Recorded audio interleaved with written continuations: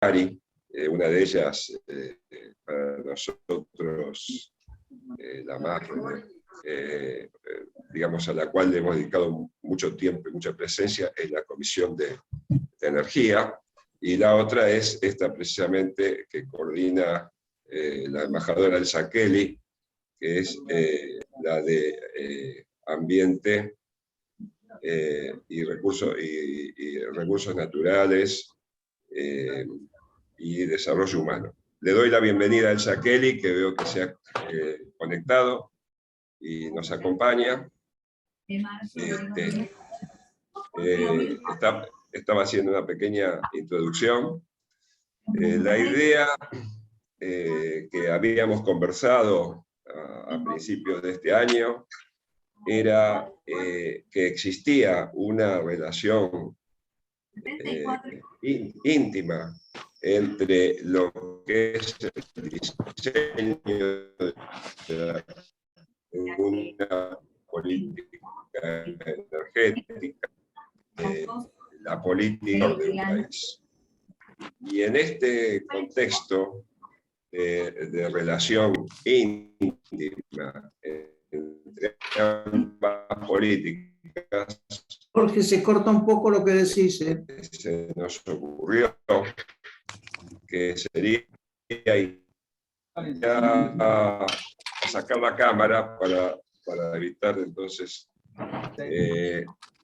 Decía que existe una relación entre el diseño de la política energética de un país, sobre todo un país dependiente de las importaciones y con potenciales exportaciones, y el diseño de una política energética. Y en este contexto decidimos con Elsa Kelly que era importante generar alguna actividad en la cual estos dos temas se trataran en forma, digamos, relacionada a través de un evento de este tipo. En este contexto, la doctora Elsa Kelly, revisando su amplia experiencia, propuso que el doctor Mariano Causino, embajador y conocedor de la política internacional, diera una conferencia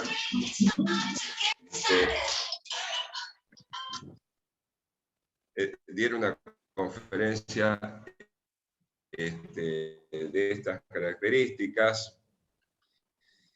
Y bueno, hemos tenido una reunión. En esa reunión fijamos más o menos las características del tema de interés, bueno, que sea algo relacionado con la política exterior de la Argentina, pero algo que también tenga una relación con lo que es la actividad energética mundial. Esto fue más o menos el 15 de febrero. Bueno, el tema quedó indefinido, pero a los pocos días existieron elementos en el mundo como para poder darle un título a esta conferencia que dirigió el doctor Causino, que es Ucrania entre Rusia y la OTAN. O sea, una guerra que se desarrolla en un teatro de operaciones que tiene una alta concentración de flujos energéticos e impacta en el mundo. Bueno, esta es la génesis de esta actividad conjunta. Para dar comienzo, estaba programado la palabra de Martín Fraguío, en representación del CARIO, del Comité de Asuntos Ambientales. No está presente, yo le daría la palabra a Elsa Kelly, y luego el doctor Pedro Albitos, que es el vicepresidente del instituto, va a hacer la presentación de nuestro invitado de hoy. Así que si les parece, Elsa, te escuchamos.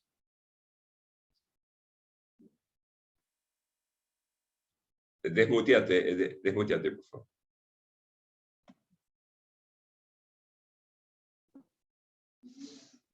Elsa, estás muteada con el... Deberías desmutear.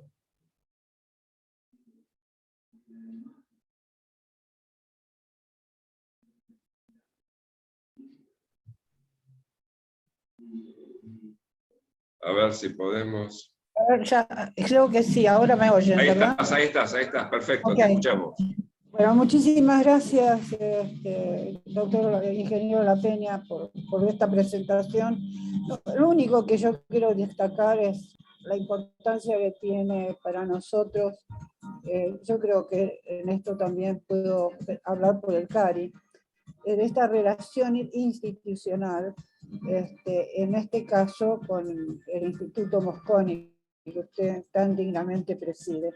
Y por eso estoy muy contenta de estar presente en este acto, y no quiero tampoco abusar de su generosidad, y quisiera simplemente darle las gracias a usted, al Instituto Mosconi y también a las autoridades del CARI que han permitido que podamos hacer esta reunión conjunta. Muchas gracias. Gracias, Elsa.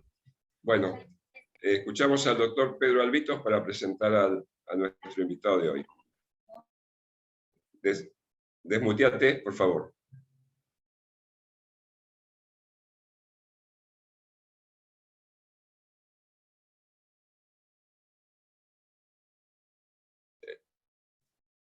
Hay que desmutear. Ahí está. Está. Como hemos escuchado, esta conferencia está organizada en forma conjunta por el CARI y por el IAE.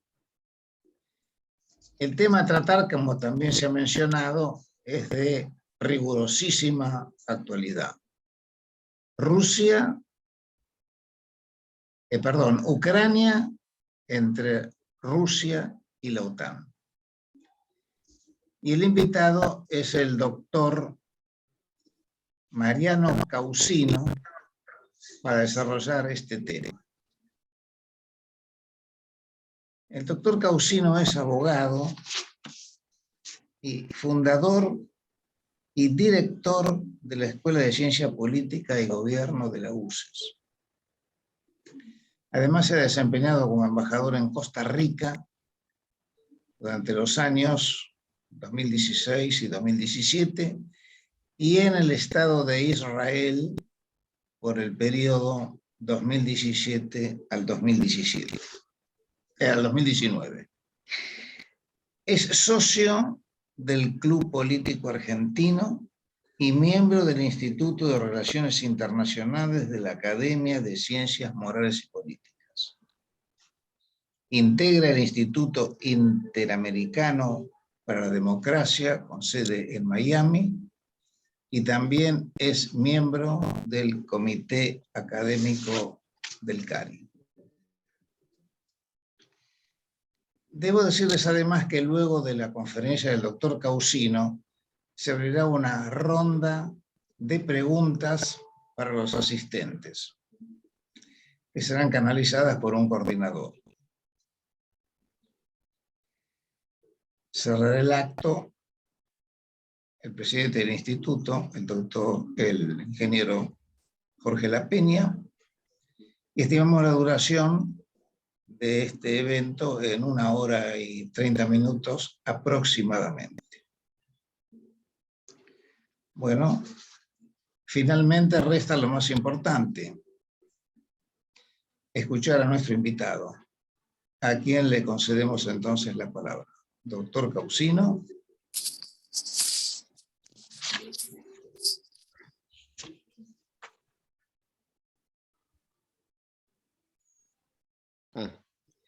¿Qué tal? ¿Ahora sí me escuchan?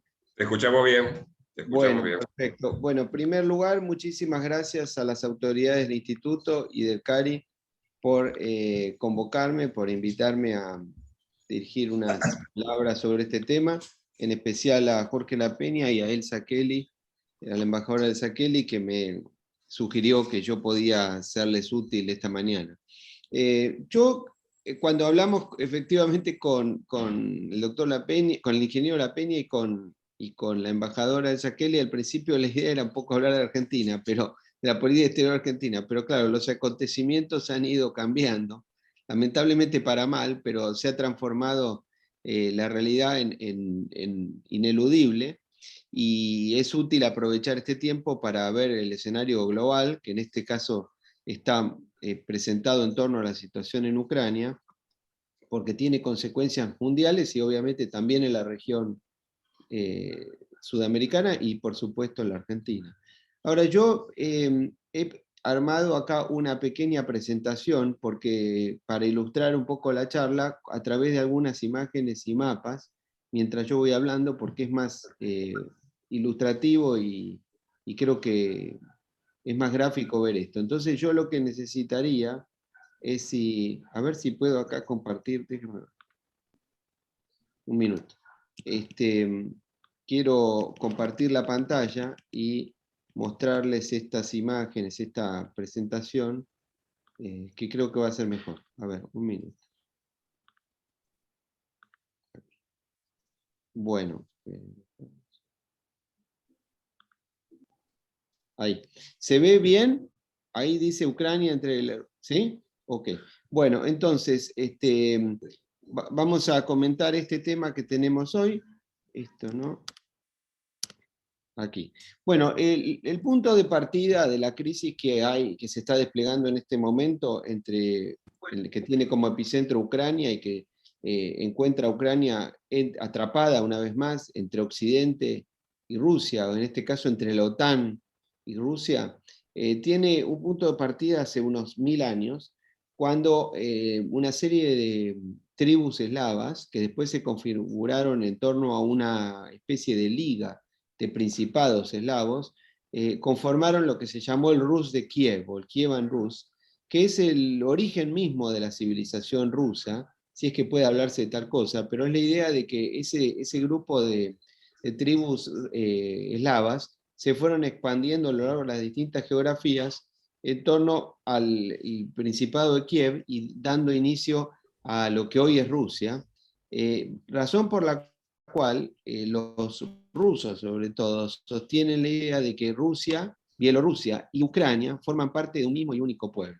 Ahora, por supuesto, en Ucrania hay una parte de lo que hoy es Ucrania que tiene una población europea y católica, que durante muchos años, casi siglos, estuvo una dominación, por ejemplo, de los polacos en buena medida. Y por eso ese país, como vamos a ver después, presenta las características de una división permanente entre un sector occidental que es muy proeuropeo, que tiene parámetros culturales europeos, practica la religión católica, y una zona en el este y en el sur que tiene una gran parte de la población rusa o prorrusa y de origen eslavo, y que tiene una religión, y que practica una religión cristiana ortodoxa, como en Rusia. A su vez, el otro elemento decisivo y que nunca hay que olvidar es que la geografía sigue siendo el factor más importante de la política internacional. Porque la geografía es un elemento inmodificable por parte de la voluntad de los actores y por lo tanto genera en los distintos países una concepción sobre la identidad nacional y sobre los intereses nacionales que los vuelven imposibles de ser modificados. Rusia es el país, como ustedes saben, es el país más extenso del mundo, tiene un territorio inacabable que recorre 11 usos horarios, pero ese territorio es una inmensa planicie, es un territorio que prácticamente no tiene fronteras naturales que lo separen de sus vecinos, y a lo largo del tiempo se fue formando una sensación de inseguridad en Rusia, determinada por la geografía, y que hizo que durante los últimos 1000 años aproximadamente, hubo una serie de invasiones al territorio de lo que hoy es Rusia, que determinaron el carácter del liderazgo y del pueblo ruso, y que buscaron permanentemente, en una búsqueda desesperada de seguridad, buscaron expandir su territorio a lo largo de todas las latitudes, hacia todas las latitudes, con el objeto de conseguir una seguridad probablemente imposible de conseguir, dadas las fronteras, la ausencia de fronteras naturales, y por otro lado, por la necesidad de que ese territorio, que ustedes aquí están viendo un mapa de la entonces Unión Soviética, es un territorio que tiene el acceso a mares templados prácticamente muy limitado, porque el acceso al mar en el norte y en el extremo del este del país, son mares que prácticamente son poco operables durante buena parte del año. Por eso la llegada a lo que hoy es Ucrania y especialmente a Crimea es tan importante para un país como Rusia, porque es el acceso al Mar Negro y por lo tanto al Mediterráneo, el acceso a los mares templados.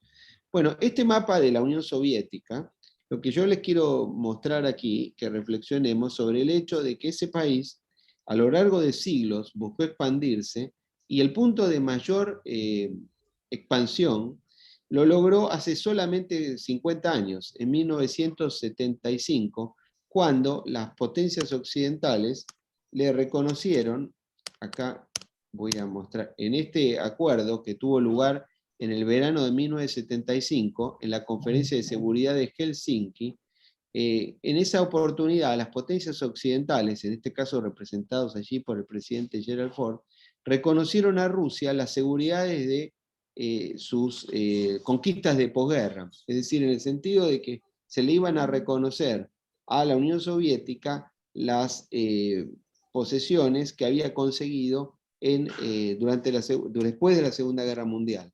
En este mapa que ustedes ven aquí de la Unión Soviética, pueden ver, la Unión Soviética estaba conformada naturalmente por lo que hoy es la Federación Rusa, y por 14 repúblicas más, las del Báltico, las regiones clave de Belarus y Ucrania, y las del Cáucaso y las de Asia Central. En ese sentido, ese era el primer anillo de protección de Rusia, pero había un segundo anillo de protección que eran los países que integraban el llamado Pacto de Varsovia, que eran las repúblicas socialistas de Europa Central y Oriental, que formaban ese segundo anillo de protección. Aquí yo he anotado algunas ideas que son importantes para establecer. Hay quien dijo que Rusia nunca sabe dónde empieza ni dónde termina. Esa idea de expansión del territorio está siempre presente en la mentalidad del liderazgo ruso, y es lo que estamos viendo en estos días, que este es el origen del conflicto que estamos viendo en este momento. A su vez, el embajador George Kennan, que fue el autor de la teoría de la doctrina de la contención en los años, mediados de los años 40, principios de los 50, él dijo alguna vez que los rusos no veían en la frontera sino vasallos o enemigos, y que el quien no quisiera hacerlo uno tenía que estar dispuesto a hacer lo otro. Y nuevamente eso es lo que estamos viviendo en este momento. Ahora, esta situación actual, que pone a Ucrania entre la OTAN y Rusia, es la expresión del punto de mayor desencuentro entre los Estados Unidos y Rusia desde el fin de la Guerra Fría. Y por esto, acá yo vuelvo a poner un mapa, porque creo que es fundamental entender la geografía, las razones de la geografía que determinan el comportamiento internacional de los estados. Rusia y Estados Unidos probablemente sean dos países que tengan una historia estatal completamente diferente, derivada de situaciones culturales, pero también de un hecho geográfico, que es un dato fundamental. Como ustedes pueden ver, los Estados Unidos son probablemente el país más beneficiado por la geografía en los últimos siglos. Es un continente en sí mismo, pero de características insulares. Ha heredado la característica insular del Reino Unido, de Gran Bretaña, pero con una característica continental. Es un país de escala continental, separado de los conflictos ajenos por dos inmensos océanos, y con dos fronteras muy sencillas en el norte y en el sur, en Canadá y en México, y es la única potencia nuclear que domina y que tiene una hegemonía indiscutida sobre su hemisferio. Rusia, por el contrario, es un país continental, con una geografía, como habíamos dicho, inmensa, dotada de inmensos recursos naturales, pero rodeada de potencias nucleares, rodeada de potenciales o virtuales enemigos. Y a su vez es un territorio que no tiene acceso a los mares templados, y como ustedes ven, es un territorio encajonado que siempre lo ha sido. De alguna manera, una situación parecida a la que tiene China. Esa incomprensión mutua en torno a las dos historias nacionales que han tenido los Estados Unidos y Rusia es lo que persiste como un punto de desentendimiento. Ahora, el punto de partida, como habíamos dicho, de este conflicto tiene que ver con el malentendido entre los Estados Unidos y Rusia por el fin de la Guerra Fría, por las consecuencias del fin de la Guerra Fría. Cuando se produjo la caída del muro de Berlín en noviembre de 1989, se activó inmediatamente, obviamente, la posibilidad de que Alemania volviera a ser reunificada, que era una demanda naturalmente casi inevitable, digamos.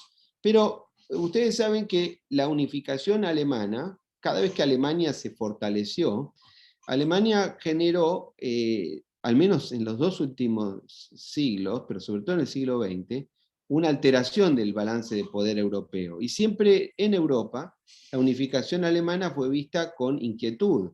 Hay una frase famosa que no se sabe exactamente quién dijo, algunos se la atribuyen a Giulio Andreotti, otros a Margaret Thatcher, que dijo algo así como: me gusta tanto Alemania que quiero dos Alemanias. Con la idea de que la unificación podía traer los problemas que se habían presentado.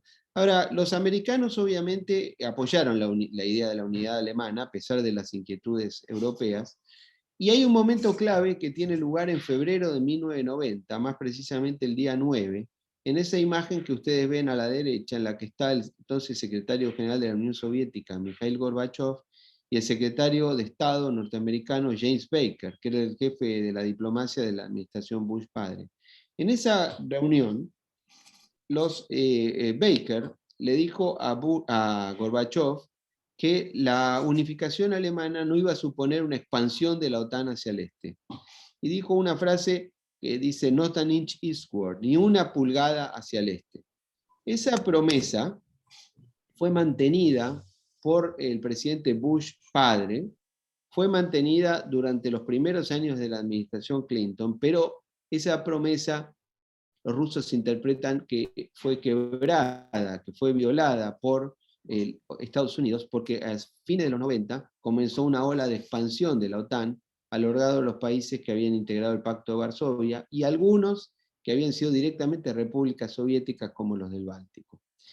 ¿Qué pasó en los años siguientes? En 1991, el último año de existencia de la Unión Soviética, el gobierno, en ese momento que encabezaba Bush padre, que tenía una política realista y restrictiva, y que hizo una política exterior prácticamente opuesta a la que después va a ser su hijo 10 años más tarde, paradójicamente con el mismo equipo de colaboradores, pero que hizo, esto se pudo verificar en las dos guerras de Irak, que fueron completamente distintas una y la otra.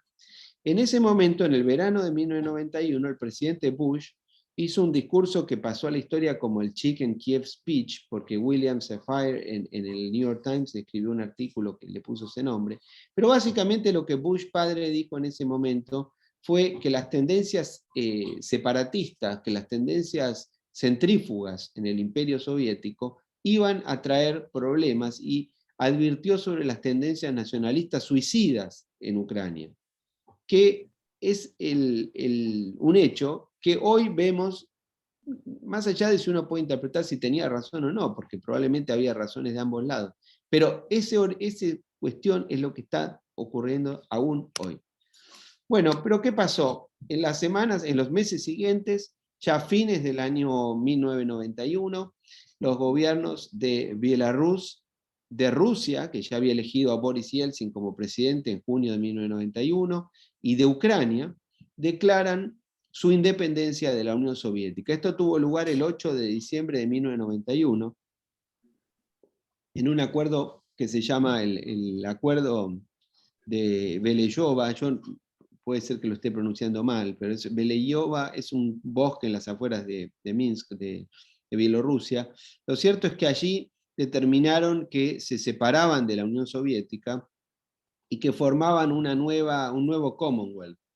Eso determinó como ven en esta etapa del New York Times del día siguiente, que la Unión Soviética prácticamente cesó en su existencia, porque al separarse las partes constitutivas, esto es como si un país como la Argentina, sus estados provinciales se separan, pero se están separando estados, como si yo le dijera que se separan a Buenos Aires, Córdoba, los estados decisivos.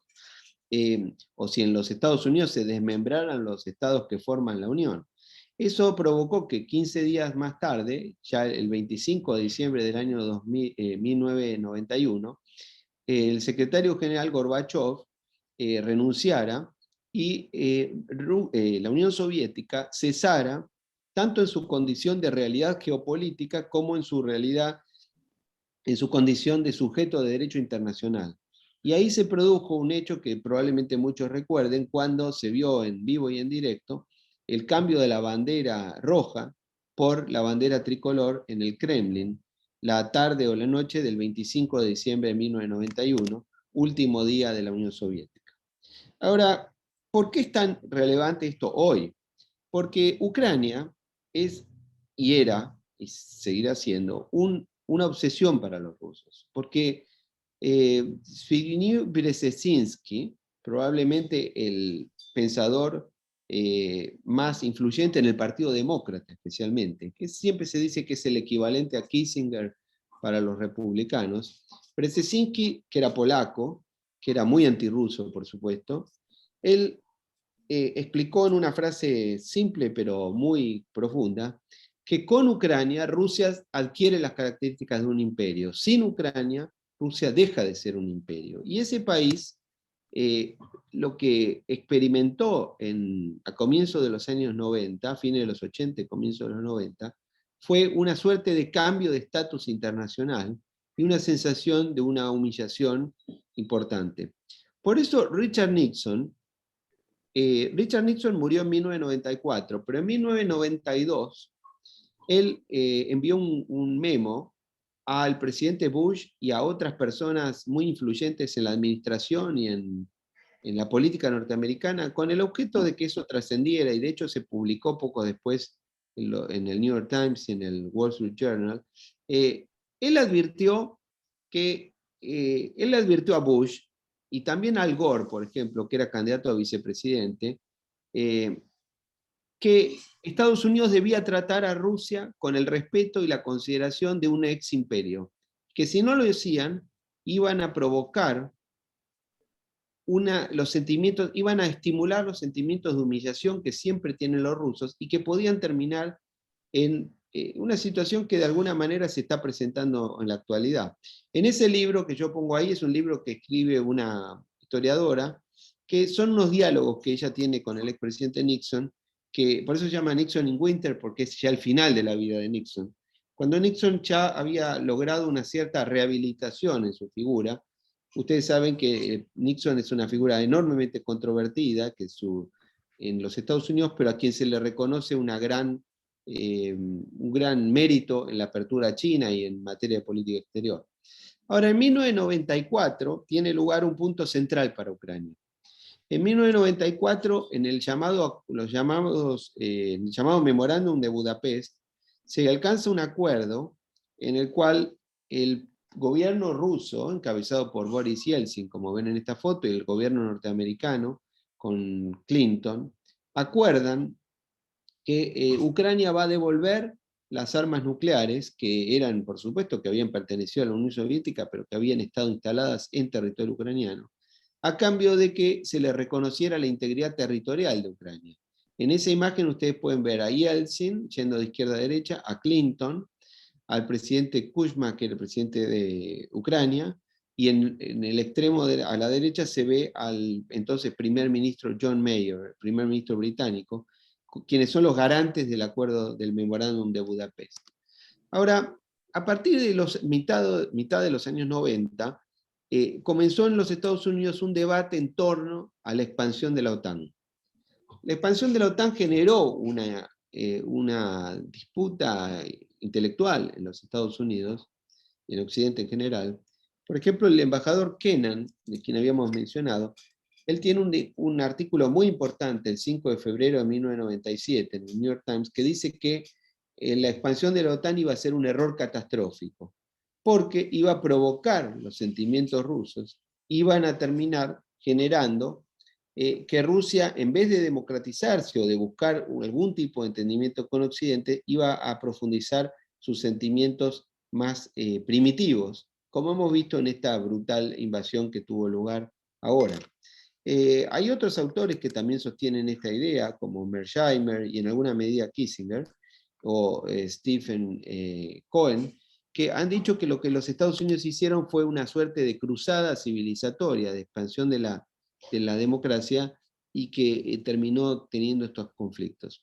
Ahora, la expansión de la OTAN, por supuesto, mirado desde el punto de vista europeo, no fue una imposición solamente de los Estados Unidos, sino también una voluntad de los países que habían sido miembros del Pacto de Varsovia, que estaban hartos de los rusos y del peligro que significaba Rusia, y que querían, de hecho, de alguna manera, atolondradamente intentaron ingresar a la OTAN. Por ejemplo, Rumania, que hizo un esfuerzo enorme por ingresar a la OTAN y no consiguió hacerlo en la primera expansión, lo logró en la segunda.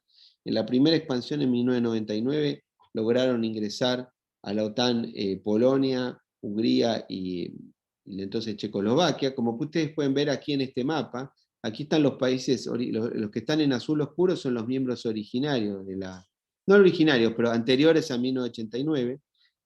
Los que están en siguientes colores son los que se incorporaron después de la caída de la Unión Soviética, y después los que tienen aspiración de ingresar a la OTAN, como Ucrania o como Georgia, en las características que hemos visto.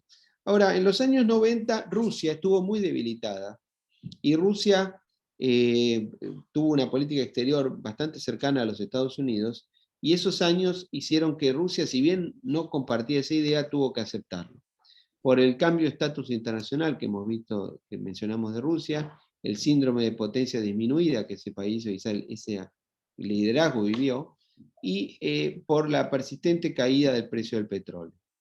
Ahora, a fines de 1999, después de un colapso de la economía rusa en agosto de 1998, y con un liderazgo muy debilitado de Yeltsin, Yeltsin finalmente, después de cambiar varios primeros ministros, lo nombra a Putin primer ministro, que había sido, hasta ese momento era jefe del FSB, que el FSB es el Federal Security Bureau, es uno de los organismos sucesores de la KGB. Se podría decir que es la sucesora de la KGB, aunque no exactamente la misma, no tiene todas las funciones, tiene algunas.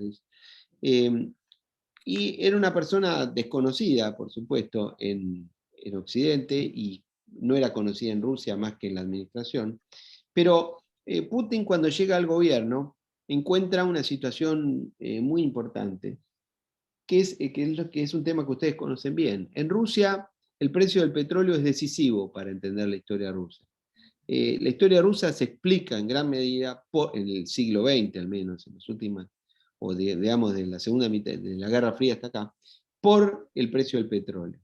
El precio del petróleo en los años 70 había aumentado enormemente después de la guerra de Yom Kippur, el embargo petrolero que decretan los países árabes contra las potencias que habían ayudado a Israel, y tiene un segundo shock petrolero con la crisis iraní en 1979. Eso hizo que la Unión Soviética tuvo una suerte de sobrevida en los años 70, porque además habían descubierto yacimientos en Siberia a mediados de los 60, y hay quienes dicen que la Unión Soviética pudo haber colapsado antes, de no haberse producido el shock petrolero de los 70, pero los años 80, en cambio, fueron dramáticos para Rusia, porque en los años 80 la administración Reagan hizo un acuerdo con el Reino de Arabia Saudita, con el rey Fahd, y a partir de mediados de los 80 el precio del petróleo se derrumbó, y eso hizo que el Imperio Soviético entrara en una situación de agobio imperial.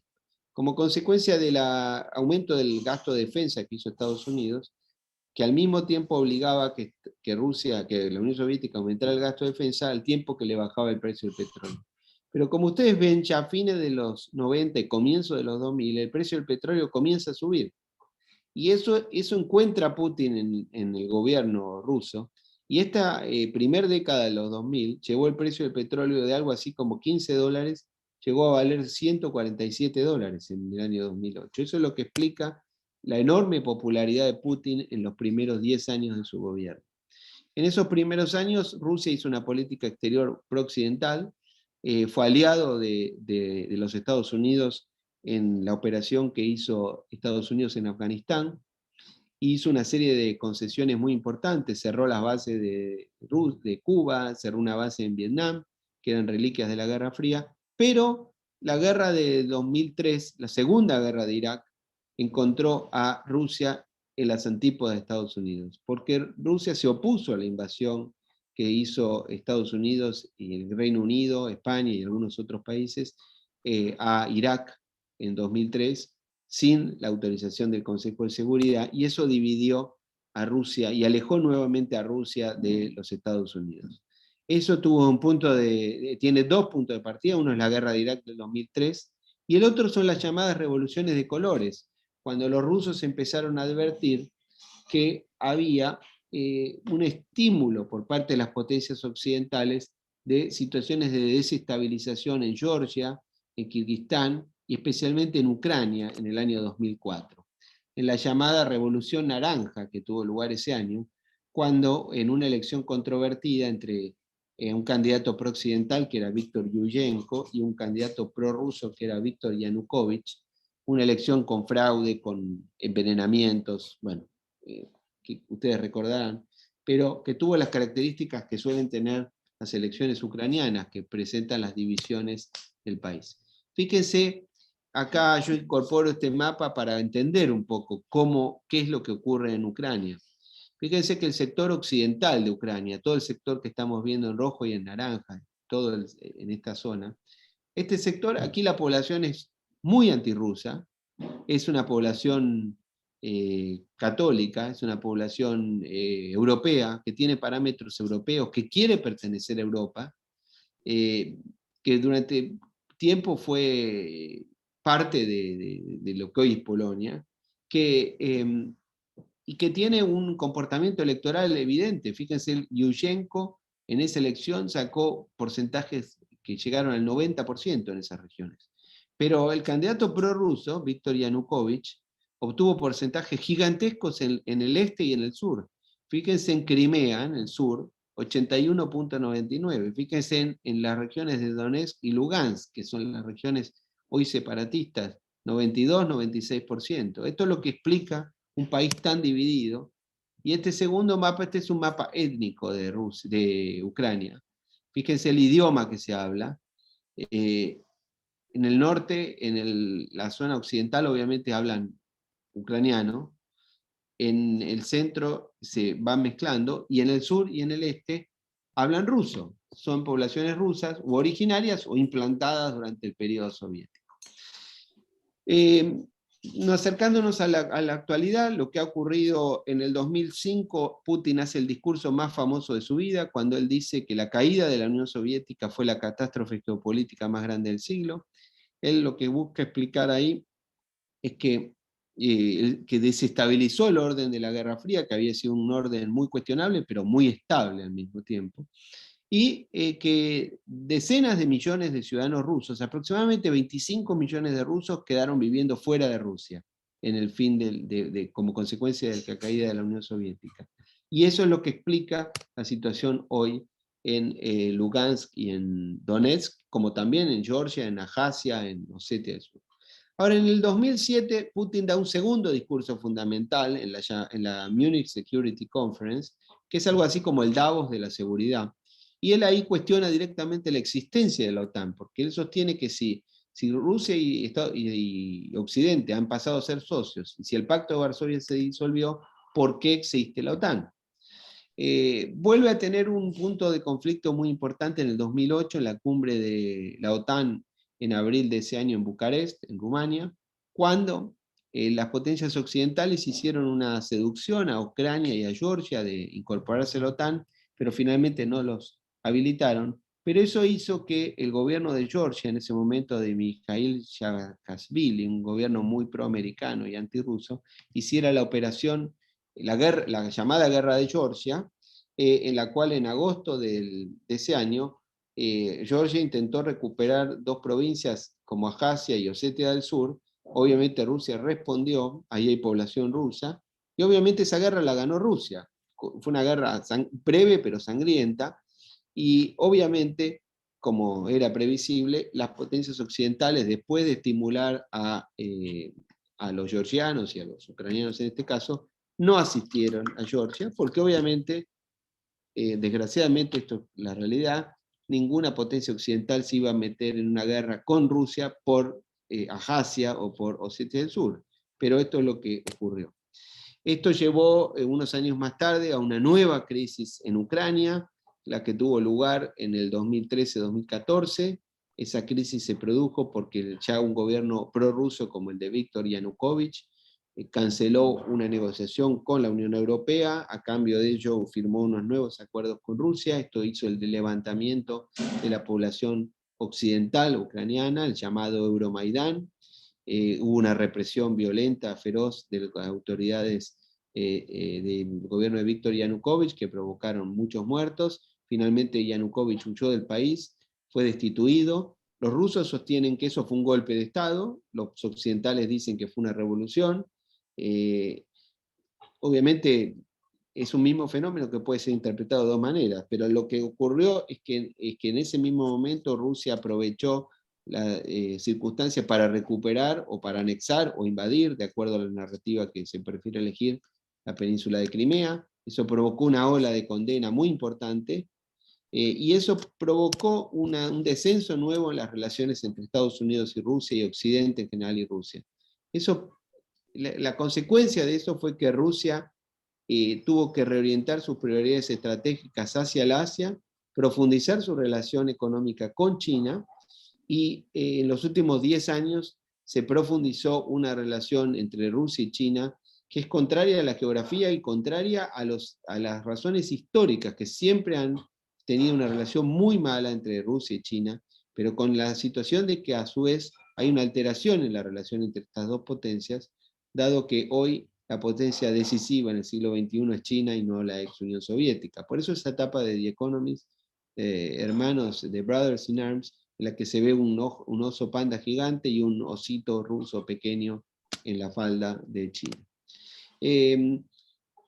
Por supuesto que esta situación es exactamente la contraria a la que existía hace 50 años, cuando Rusia y China estuvieron al borde de una guerra que comprometía a dos potencias nucleares. En 1969, en marzo de ese año, hubo una serie de conflictos en el río Ussuri que casi llevan a la guerra, y eso es lo que abrió la posibilidad para que los Estados Unidos hicieran la política exterior más audaz, más innovadora de los últimos 50 años, que es la que hizo Nixon con Kissinger, con la apertura a China, en ese viaje del que se han cumplido 50 años, en el que Nixon viaja a Beijing a entrevistarse con Mao.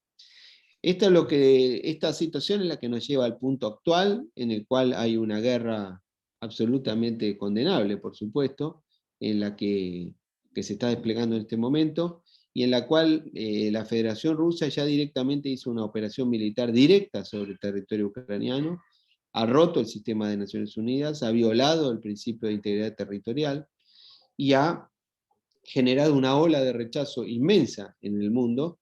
Fíjense que en la votación en la Asamblea General hubo un rechazo masivo contra Rusia, pero al mismo tiempo se le aplicaron sanciones muy graves a Rusia, pero hay muchos países no occidentales decisivos en el sistema, como China, como India, como países árabes, como Arabia Saudita, como Emiratos, como el propio Israel, que sin embargo no han adherido a esas sanciones. De modo tal que aquí lo que hay que también entender es que las características del sistema siguen siendo las que existen, ¿no? Hasta qué punto las potencias quieren tener un conflicto de esta naturaleza con una potencia como Rusia, y ni hablar eventualmente con una como China, que es infinitamente más importante.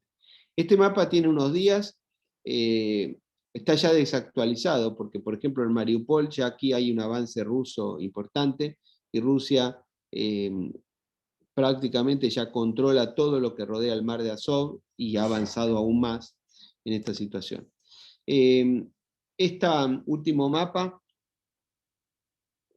vuelve a reproducir la situación en de la expansión de la OTAN, que es el punto de conflicto de esta situación que estamos viviendo ahora, y que de acuerdo a cómo uno lo pueda interpretar,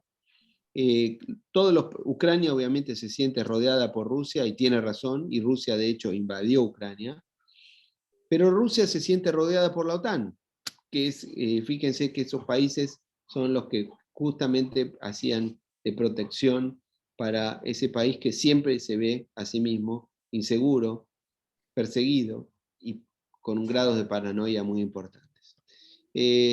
Termino aquí y vamos a ver cómo se hace esto. No, acá. Quiero dejar de compartir la pantalla. Acá. Aquí. Bueno, yo quise presentarles estas imágenes para hacer un poco más llevadera la charla y más ejemplificadora con los mapas y las imágenes.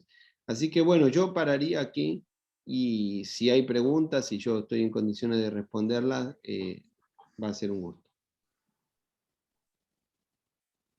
Bueno, muchas gracias, Mariano. Excelente tu presentación. Tenemos algunas preguntas. Te transmito la primera y después les pido, por favor, si las pueden canalizar por el chat o le cedemos luego la palabra a Jorge para, al final para el cierre, o si alguno quiere hacer uso de la palabra. La primera me parece que es la pregunta del millón, ¿no? ¿Cómo crees, Mariano, que va a terminar este conflicto? ¿Cuánto va a durar? Y te agrego una impresión mía particular, viendo los dos mapas que vos mostraste. El primero, cómo votó o cómo vota la ciudadanía ucraniana y el idioma al que hablan. ¿No pensás que podría terminar en una suerte de paralelo 38, al estilo Corea, en algún punto con un país partido al medio? Bueno, lo que sucede es la pregunta obviamente es muy atinada y todos nos preguntamos lo mismo. Lo que pasa es que Ucrania es un país que tiene el grado de división que hemos hablado. Pero al mismo tiempo, hasta ahora al menos, todos los actores dentro de Ucrania plantean la idea de que Ucrania debe ser mantenida en su integridad territorial. No han planteado la idea de dividir Ucrania, que podría ser otra solución eventual del problema. Dado que nadie ha planteado dividirla y crear claramente una Ucrania occidental y unas repúblicas prorrusas, esto se traslada al plano de los hechos. En el plano de los hechos lo que ha ocurrido es que en los últimos 8 años ha habido una guerra civil y las repúblicas independentistas con vocación separatista han obtenido hace un mes un reconocimiento por parte de Rusia, lo cual era una violación de la integridad territorial ucraniana, y 2 días más tarde una operación militar como estamos viviendo, a través de la que los rusos obviamente hicieron una serie de medidas, obviamente violatorias del orden internacional, en las cuales ellos han repartido armas, han repartido pasaportes, han estimulado una lucha contra las autoridades centrales de Ucrania. Al mismo tiempo sostienen que los que desde Kiev los persiguieron, los hostigaron y los reprimieron. Bueno, seguramente que tienen razón los dos, lamentablemente. A veces estos casos no suele, es difícil decir quién tiene razón o quién. No hay buenos y malos. Yo entiendo que esto es un problema que a veces uno trata de explicar esto en algún medio de comunicación y quieren solamente que uno le diga quién es el bueno, quién es el malo, y bueno, acá no hay buenos y malos, o en todo caso son todos malos. Lo que ocurre es que en los hechos es probable que Ucrania se termine dividiendo, porque es difícil suponer que Rusia se va a retirar de esos territorios, de los que ya ha avanzado. Por ejemplo, lo que ocurrió en Crimea. Crimea no la van a recuperar los ucranianos. Nadie supone que lo vayan a recuperar. Por otro lado, Crimea ustedes saben que Crimea es un territorio que en 1954 fue cedido por Khrushchev a la República Socialista Soviética de Ucrania en ese momento, y siempre los rusos consideraron que eso fue un error. Khrushchev no era ucraniano, como se suele decir.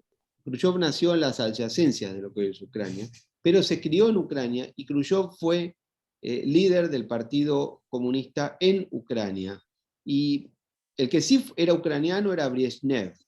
Pero lo que es relevante es entender que dos líderes tan importantes de la Unión Soviética post-stalinista, como Khrushchev y como Brezhnev, quienes gobernaron entre los dos entre 1953 y 1982, durante 30 años, los dos eran ucranianos o habían nacido al lado de Ucrania, de modo tal que Ucrania no es una región distinta para la mentalidad de los rusos. Y eso lamentablemente es así. Entonces es difícil que se pueda eso modificar. Ahora, también es muy difícil imaginar que Rusia pueda controlar Ucrania y que pueda, aunque logre invadir completamente el país, si lo lograra, no lo sé, esperemos que no, pero si lo lograra, es difícil suponer que podrían mantener un gobierno totalmente prorruso, porque la enorme mayoría de la población en ese sector de Ucrania es totalmente antirrusa, y además la actividad que ha hecho Rusia en el último mes ha fortalecido el nacionalismo ucraniano. Incluso ha creado las condiciones para el surgimiento de un gran liderazgo en la figura de Zelensky, que era una persona que llegó al poder de una manera inesperada y sin ninguna experiencia y con muchas dificultades. Pero esta situación nueva ha generado ese nuevo liderazgo. Así que bueno, es difícil de saber cómo puede ocurrir y si finalmente Ucrania va a lograr mantenerse unida o se va a dividir. Yo lo que sí tiendo a pensar es que las regiones separatistas estas difícilmente puedan volver a estar controladas por Kiev.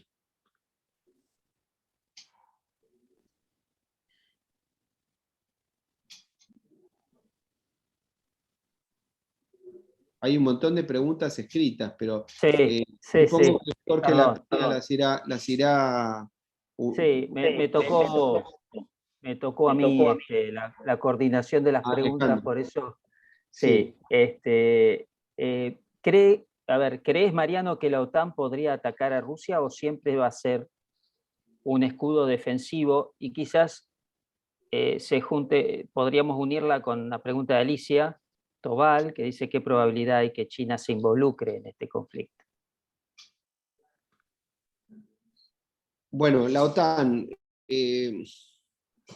hasta ahora ha actuado prudentemente, porque primero no ha sido atacado un país miembro de la OTAN.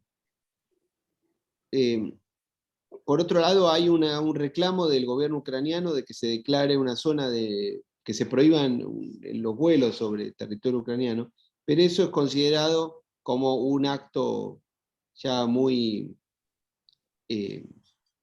agresivo, se podría decir, hostil contra Rusia, y podría ser entendido por los rusos como un ataque directo de la OTAN, y eso sería altamente peligroso. El problema de todo esto es que siempre las guerras pueden estallar por un error de cálculo, por una escalada, por una situación imprevista, y esos son los problemas que tienen estas situaciones, ¿no? Por eso es que muchas personas creen que en realidad el haber estimulado la idea de que Ucrania podía llegar a entrar a la OTAN terminó siendo muy contraproducente, porque generó un aumento de la paranoia y de la paranoia rusa, de manera tal que puede haber sido un grave error. Yo espero que esta situación no escale. Realmente si esto se transformara en un enfrentamiento directo entre Rusia y la OTAN, bueno, ya estaríamos hablando de una situación enormemente peligrosa para la paz y la seguridad. Pero no puedo adelantar qué es lo que va a ocurrir. Y además, uno se puede equivocar mucho. La verdad es que si hubiéramos tenido esta charla hace un mes, yo no hubiera creído que Rusia iba a hacer una operación militar directa sobre Ucrania. Sí pensé, obviamente, que iba a presionar lo máximo posible para obtener un compromiso de la OTAN de no expansión, que iba a consolidar las posiciones en Lugansk y y en Donetsk, porque eso, aunque esté muy mal, supuse que lo iba a hacer, pero no que iba a invadir el territorio ucraniano. También es cierto que una vez que se invadió Ucrania, muchos creyeron que iba a caer rápidamente el gobierno ucraniano, y no ha caído, al menos hasta ahora. O sea que hay una serie de imprevistos en toda esta situación que podrían mantenerse. Gracias. Gracias, Mariano. Una pregunta relacionada a los temas energéticos, ¿no? ¿Cuál es el peso del factor energético en este conflicto? ¿Cómo podría evolucionar con una menor dependencia europea y una mayor vinculación entre China y Rusia? Y una pregunta política, ¿no?, que nos hace Roberto Brandt. ¿Putin quiere parecerse a Pedro el Grande? ¿Corre algún riesgo de terminar como Nerón? Un Romanov con final romano, dice Robert. Bueno, el tema energético es fundamental. La no operatividad del gasoducto Nord Stream 2 es un problema para Rusia, pero también es un problema para Alemania y para muchos países europeos. Hay quienes dicen, hay una interpretación tal vez un poco conspirativa, que dice que en realidad Estados Unidos estimuló a Rusia a hacer todo esto, que los llevaron a esta situación para quebrar una relación creciente entre Rusia y Alemania. No sé, yo no creo que sea tan así, pero sí las consecuencias existen. Es decir, lo que va a terminar ocurriendo obviamente es que Rusia va a depender más de China. Aquí el ganador final es China en esta situación, porque Rusia va a tener que venderle sus productos energéticos a China, y China los va a comprar a un precio más conveniente, como ya pasó en el 2014, cuando después de la crisis en Crimea se le aplicaron sanciones a Rusia, y China firmó un contrato con Rusia en el verano del 2014 de provisión energética, cuyas cláusulas no se conocieron, o al menos en ese momento, al menos yo no las conozco, pero todo indica que son enormemente favorables a China, porque la dependencia de Rusia con respecto a China es cada vez mayor. Bueno, por eso es que esta política, por eso los realistas en Estados Unidos han sostenido en los últimos 20 años, que esta política de hostigamiento permanente a Rusia, más allá de las razones morales que puedan tener, pero más allá de eso, han tenido como consecuencia un fortalecimiento de China, porque han generado una suerte de alianza de intereses chino-rusa que es contraria a los intereses de Occidente. Y bueno, esto es una de las maneras en las que se está manifestando esto. Con respecto a Nerón y a todo eso no puedo responder, no sé, son preguntas que me exceden un poco. Muy bien, gracias, Mariano. La embajadora Elsa Kelly tiene la mano levantada, quiere decir unas palabras. Embajadora,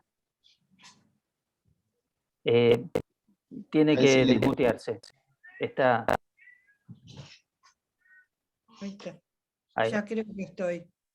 Ahí está, sí, se la escucha. Más que decir unas palabras, lo primero que quiero decir es que el análisis de Mariano es impecable.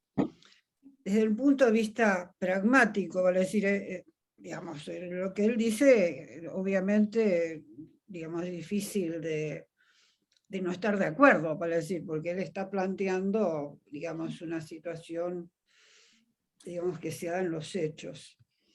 Pero desde cierto punto de vista yo creo que también habría que analizar cómo nos afecta a nosotros, en la Argentina, bueno, por de pronto el tema del precio del petróleo va a afectar, vale decir, pero yo creo que la forma en que nos afecta es un poco más profunda, vale decir, lo que ha hecho Rusia, más allá de todos los errores cometidos por Occidente o las malas intenciones que Occidente puedan haber tenido respecto de Rusia, hay un hecho, es que desde el punto de vista del sistema multilateral que rige desde fines de la Segunda Guerra Mundial, lo que Rusia ha cometido es un acto de agresión, por decir, es un acto totalmente repudiable desde el punto de vista del sistema multilateral. Sistema multilateral que nosotros, los argentinos y todos los países medianos y pequeños que no tienen ni no pueden tener jamás un sistema defensivo, digamos, que generado por sus propios medios, vale decir. Es decir, el sistema multilateral lo que ha hecho es preservar los derechos de los países más pequeños o menos poderosos, como podría ser el nuestro, que es un país mediano, pero evidentemente frente al poderío militar de Rusia o de Estados Unidos o de China, o mismo de algunos países europeos, nosotros evidentemente estamos en desventaja. Y lo que a mí me parece que ha hecho también Rusia, esto es una pregunta que le hago a Mariano, porque realmente, digamos, no hemos tenido tampoco mucha oportunidad de charlar mano a mano sobre este tema, porque los hechos como que de alguna manera sucedieron uno tras otro y ahora nos encontramos con la situación que ha descrito. Mi pregunta es esta. Yo estimo que una de las cosas que más pueden afectarnos a nosotros políticamente es que con este acto de agresión, es decir, y una falta de respuesta clara del sistema multilateral, lo que se está realmente debilitando es el sistema multilateral del sistema de Naciones Unidas. Es decir, yo sé que me va a responder que ya Naciones Unidas venía en baja desde hace bastante tiempo, pero por más en baja que venga, es el único sistema que a nosotros nos preserva respecto de actos de agresión de las grandes potencias que eventualmente podrían ocurrir. ¿Vale? Es decir, nos preserva a nosotros y a la inmensa mayoría de los países que geográficamente ocupan la Tierra, ¿vale? Es decir, que son el grupo de los 77 o el grupo de países no alineados, excepto China. China yo la separo ahora porque si bien ha sido no alineada en el pasado, es decir, también ha cambiado su posición política internacional en los últimos años, ¿no? De manera que, es decir, la pregunta es esta, Mariano, es decir, ¿qué nos queda? Es decir, esto de los rusos puede llegar a destrozar el sistema multilateral. Es decir, ¿qué esperamos nosotros los argentinos de una recomposición que nos venga bien a nosotros? Porque todo lo que está ocurriendo en relación con Ucrania es malo. Porque si uno parte digamos, del compromiso de Budapest, de los países, digamos, poderosos, de que iban a salvaguardar las fronteras de Ucrania, y esto Rusia ya lo ha desconocido, ya lo desconoció con el tema del apoderamiento de Crimea, pero está digamos, en vías, por lo que vos describís y difícil discrepar, está en vías de ocurrir en relación con los países étnicamente, mayoritariamente desde el punto de vista étnico son rusos. Es decir, estas fronteras realmente, de hecho, están siendo desconocidas, es decir, y digamos, y esta especie de invasión que Rusia quiere disfrazar de no sé qué, es realmente un acto de agresión directo, ¿no?, a Ucrania. ¿Qué te parece a vos este análisis en cuanto a la necesidad de preservar el sistema multilateral que a nosotros políticamente y estratégicamente nos interesa? Porque, digamos, si esto se derrumba, nosotros quedamos a merced de cualquier cosa. Eso te quería preguntar. Gracias. Gracias, Elsa, por tus palabras siempre tan excesivamente conceptuosas sobre mí. Yo creo que efectivamente el sistema multilateral está dañado con esto, porque una vez más queda demostrado la limitación del sistema internacional, del sistema multilateral y de la imposibilidad de lograr que se cumplan las reglas básicas que implican el respeto a rajatabla de la integridad territorial de un Estado, que es parte esencial de la soberanía, que es una violación del orden jurídico, nació en 1945, pero de las bases mismas del sistema de Westfalia, que rige en el mundo hace casi 400 años. Pero, ahora, esto lamentablemente no es la primera vez que ocurre también, porque este mismo argumento que se dice hoy contra Rusia, con razón, también se dijo en el año 2003 contra los Estados Unidos, cuando los Estados Unidos invadió Irak. Y con razón. Y con razón. Por otro lado, acá, sobre todo en Occidente, hay una tendencia a sostener la idea de que aquí estamos en presencia de un conflicto entre democracias y autocracias, y yo creo que esto no No es cierto, o al menos no es completa esa visión, porque en el año 2003, potencias democráticas, como Estados Unidos, como el Reino Unido, invadieron un país no democrático como Irak, sosteniendo una acusación que se probó que era falsa.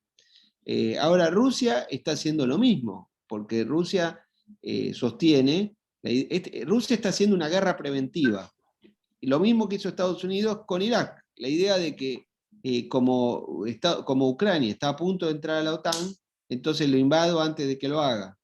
En aquel momento Estados Unidos sostenía que Irak era responsable de los atentados del 11 de septiembre, no pudo probarlo, después dijeron que había armas de destrucción masiva, no la pudieron probar, pero la operación se hizo lo mismo.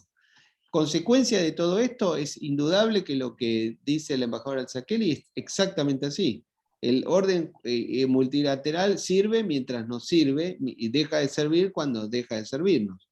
Y lamentablemente el mundo tiene las características que tiene en el sentido de que el mundo no es un sistema democrático, es un sistema oligárquico, en el cual hay potencias que tienen derecho a veto en el Consejo de Seguridad, hay potencias que tienen armas nucleares, otras que no. Es decir, el orden internacional, que es imperfecto, por supuesto que Naciones Unidas hay que mejorarla, no hay que destruirla.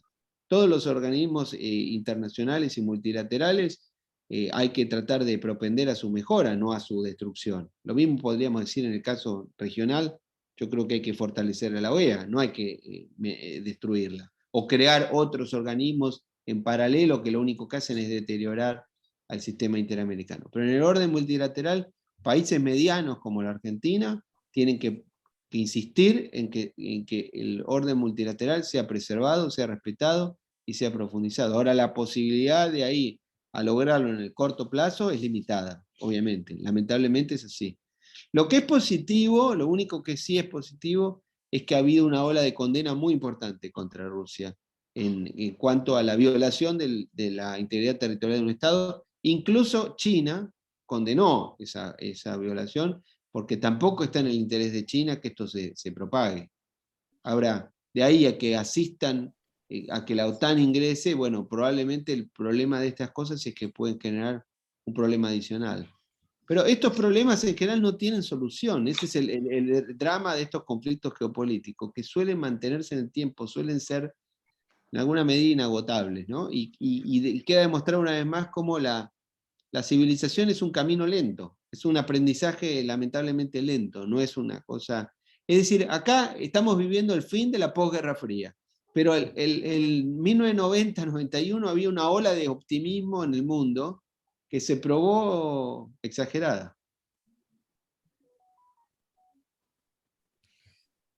Bueno, gracias Mariano. Y bueno, le cedemos la palabra al presidente del instituto, Jorge La Peña, si quiere Muy bien, darnos presidente. una reflexión.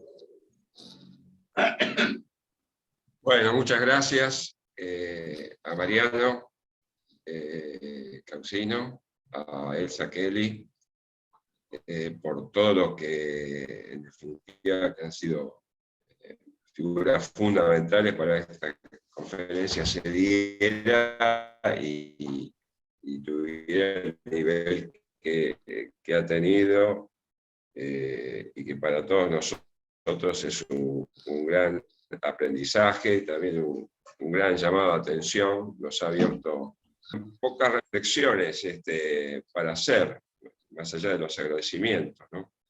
Lo primero es, bueno, que Brzezinski parece que tenía razón respecto a su aseveración de que la destrucción de un imperio, bueno, es un proceso sumamente complejo, cuyas derivaciones se pueden sentir 100 años hacia adelante, ¿no es cierto?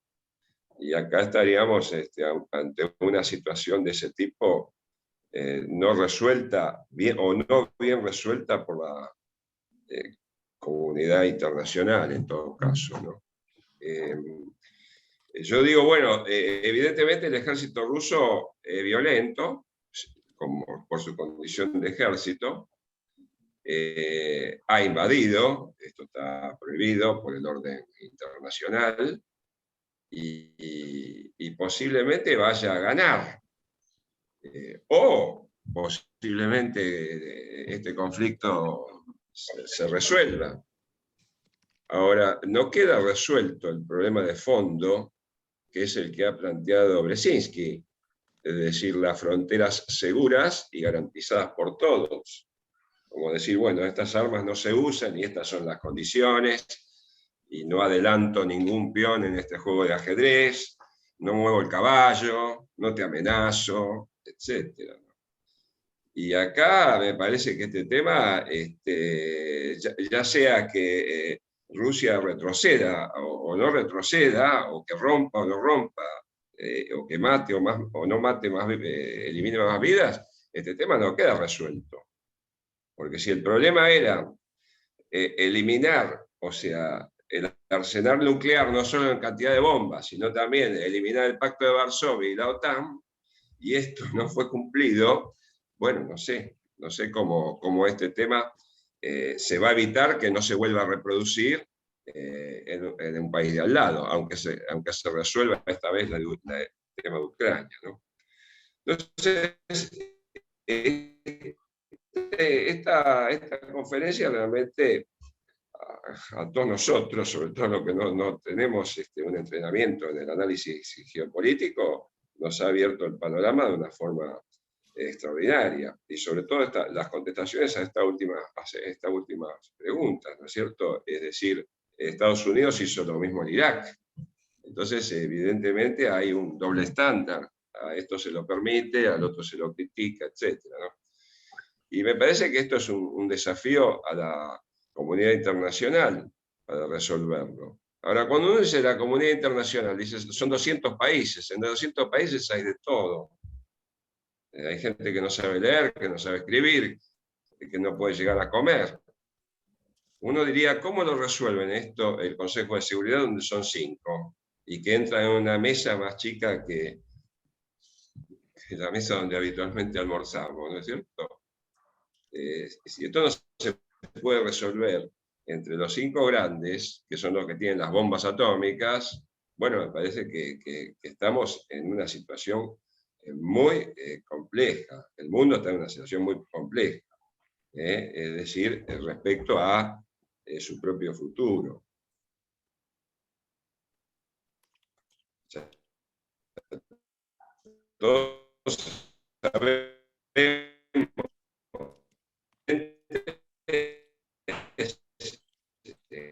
nosotros tienen 5.000 cada uno. Pueden destruir el mundo. Jorge, perdón, se entrecorta. Dice Mariano Quizás si Causino. apagás la cámara se escucha un poco mejor. Sí, sí. Bueno, espero que se haya escuchado algo de lo que dije. Voy a tratar de ser breve, pero digamos, esto deja estas incertidumbres a futuro. Es decir, se puede arreglar, quizá la semana que viene, con un amnisticio, pero resuelve el problema de fondo, no, el problema de fondo sigue planteado, que es el que ha planteado Mariano. Desde un punto de vista energético quiero hacer un comentario. Europa es una gran, Rusia es una gran potencia energética, sobre todo una potencia gasífera. Gas tiene 1.200 TCF.